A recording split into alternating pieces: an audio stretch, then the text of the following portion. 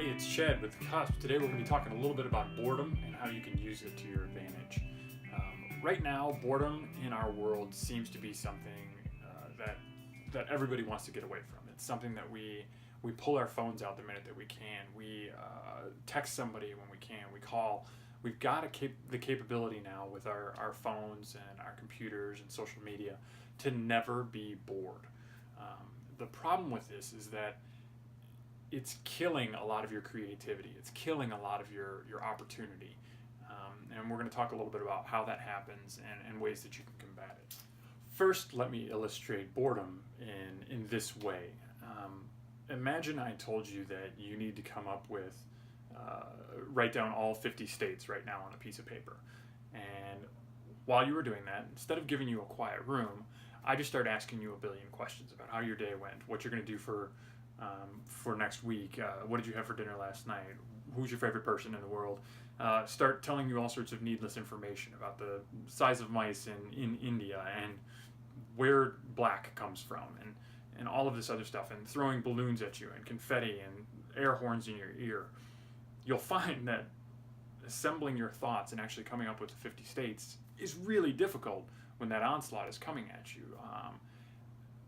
You can't focus in that environment. You can't let the ideas and the knowledge that you have spin in your brain properly because there's so much other stuff coming in. Obviously, that's sort of a cruel and involuntary example, but the amazing thing is that we keep that level of distraction on our hip, in our pockets, on our tabletop, every day, all day, by choice. We choose to have something that's that bad, if not worse, available to us to nag at us every day. And what this is doing for you is killing your creativity. It's killing any sort of opportunity you have for the thoughts that could enter your brain to sort of ruminate a little bit and develop into something more important. The way that you can sort of combat this process is to get away from your phone. And there are times, obviously, where it's good to text message, when like you're meeting up with somebody or you're creating plans or whatever it might be. There's also really, really bad times. I know that I've noticed this, especially over the past week, that if I sit down in a waiting room or if I'm waiting in a line somewhere, the first thing I do is pull out my phone, because that immediate pang of boredom that I have, that I'm not doing anything, this feels like I'm being unproductive, I'm going to pull out my phone. And I'm not doing anything important. I mean, Facebook will be on there, Twitter will be on there, it'll be news stories, something along those lines. But this overwhelming urge to never be bored or idle is crushing. And you'll find that if you just leave it sit for 5 minutes and just enjoy that boredom for a moment, all of a sudden thoughts start popping into your brain that have been on that fringe for the longest time and just haven't had an opportunity to pop into the front stage and actually be something that you think about. This is part of the reason why when you get in the shower, all these great ideas occur to you, because you're not near a phone, you don't have a TV going, there's nothing else distracting you other than the basic daily routine that you've done a billion times and you can go through in your sleep.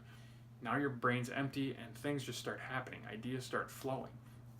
You want to be able to cultivate that same sort of capability in the real world.